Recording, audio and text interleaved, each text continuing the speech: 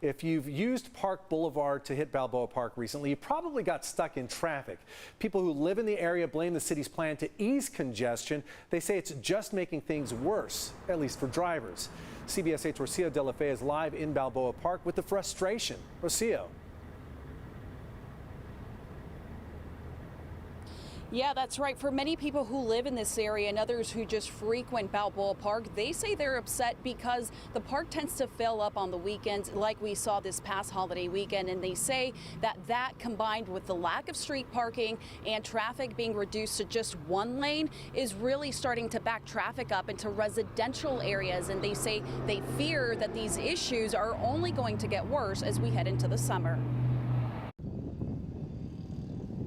Fred Knight lives in Hillcrest and says this past Memorial Day weekend he was coming back from the store when he ran into this bumper-to-bumper traffic. They got rid of over 300 plus parking spaces, which has now funneled people into residential areas for parking. Earlier this year, the city of San Diego got rid of an estimated 300 parking spots along Park Boulevard between President's Way and Morley Field Drive, reducing vehicle traffic from 2 lanes in each direction to 1 and using the second lane for buses only. It also added a separated bikeway.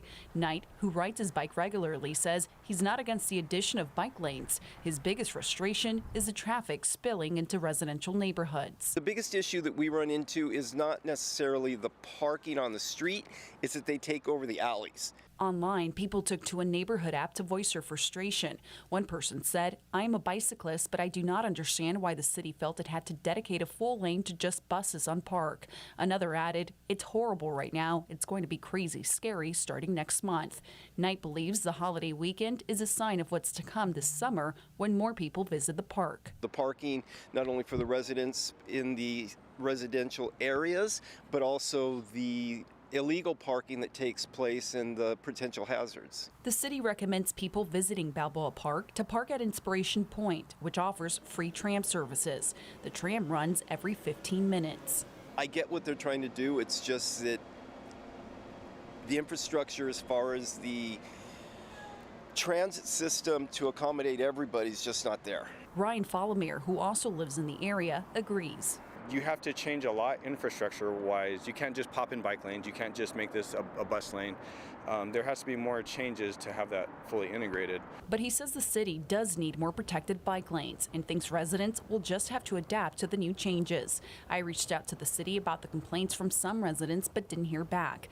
Earlier this year, Mayor Todd Gloria said the changes were necessary for transit improvement. A lot of folks go up and down this road every single day to go to work, to go to school, to go to some of these attractions again in Balboa Park. It's a very important part of our regional transportation network.